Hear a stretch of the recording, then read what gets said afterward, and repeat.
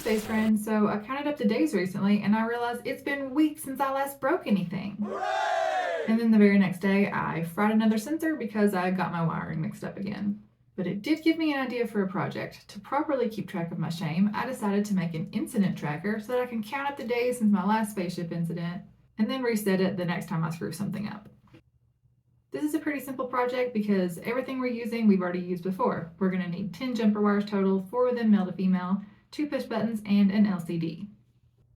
First we need to include our libraries that's going to allow us to communicate with an LCD and an I2C device. Then we're going to create our LCD object by passing in the address and the screen resolution. I'm using an LCD that can have 16 characters on a row and 2 rows, so I'm putting in 16 and 2. Then we declare our variables. We've got one push button that's going to reset the tracker back down to 0, and then one that's going to count up the days each time we press it. The days lapsed variable is where we're going to store how many days it's been since we last broke something, so we're starting that at 0. Under void setup, we need to initialize the LCD, turn on the backlight, and then set our pin modes.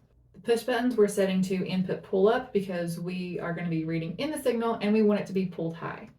Within the loop, incident button is going to read in the state of button pin A. That one is the one that's going to reset our days back down to 0.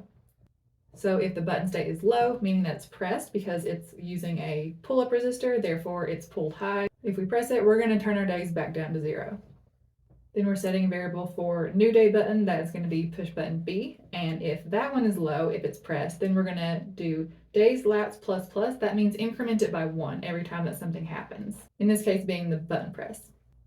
And then outside of that if statement, we've got all of our LCD functions. First, we're going to set cursor to start it at the upper left-hand side of the screen. We're printing days since last, and then the set cursor to 1, that's going to take us to row 2 and then position 1. And the reason that I set it that way is because I just kind of messed around with where the screen placement looked best, and incident and then the day lapsed looked better kind of in the middle. So I just messed around with it until I got my text where I wanted it to on that second line. If you're putting in a different text, just like play around with it, move the cursor to where it looks good on your screen. After the word incident, then we're going to print out the days lapsed variable, which is going to be whatever the current day is. If we've been pressing it without resetting it to 0, it's going to be X amount of days. But if we reset it to 0, then that's just going to read 0.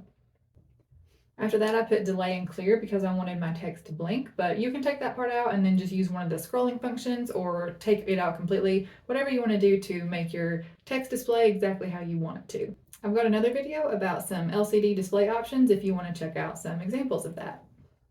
So now when I press one button, the days are going to increment 1 by 1.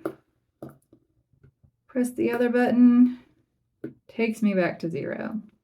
I broke a sensor 2 days ago, so I'm going to proudly leave this at 2. A little bit of troubleshooting that you may need to do with this LCD. If the text doesn't look very good, like if it's not very bright for you, there's this built-in potentiometer on the back. Just take a screwdriver.